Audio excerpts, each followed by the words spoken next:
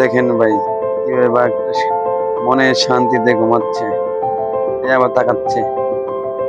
মনের শান্তি হলো বড় শান্তি। মনের শান্তির উপর আর কিছু নাই। দেখুন এই বাঘ শিকার করে কিভাবে খাচ্ছে মনে প্রাণে শান্তিতে। পেটের জ্বালা মহা জ্বালা। দেখুন পাখিটি কি সুন্দরভাবে আমাদের আমাদের দিকে তাকিয়ে দিয়েছে, উড়াল দিয়ে চলে গেল। দেখেন ভাই, ব্যাংকটা কি সুন্দর মতো হাঁটতেছে, হাঁটতে আর উড়ল। যে আমাদের এটাকে কি বলে, গাধা নাকি, এই নামটা বলতে বললাম না। তাকে জানলে কমেন্ট বক্সে জানাবে। কমেন্ট কত সুন্দর পরিবেশ। দেখছেন ভাই কি সুন্দর মায়াবী পাখি, কিভাবে মধু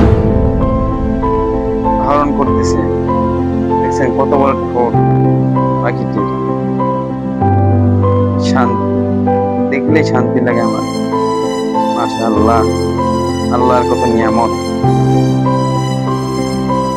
দেখুন ভাই বকটি কিভাবে কত সুন্দর বকটি।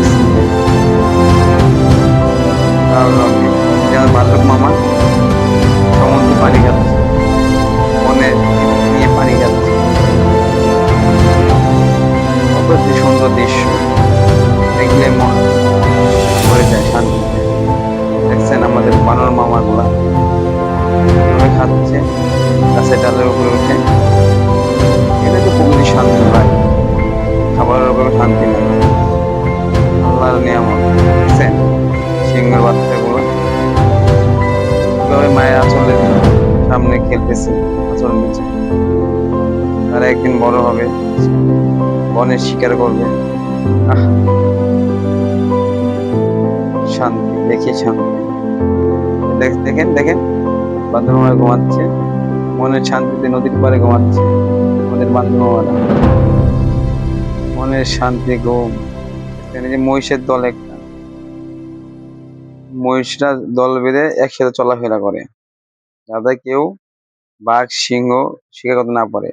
দেখছেন ভাই ওই যে হরিণ, ওই যে হাতিগুলো তাদের বাচ্চাগুলো নিয়ে একসাথে চলে যাচ্ছে, যেন তাদের বাচ্চাদের কেউ শিকার করতে না পারে। দেখছেন ভাই, এটাকে কি পাখি বলে? এটাকে হাসি মনে হয় সম্ভবত। হাঁস তার বাচ্চাদের নিয়ে পানির দিকে এগোচ্ছে মনের শান্তিতে, তাদের বাচ্চা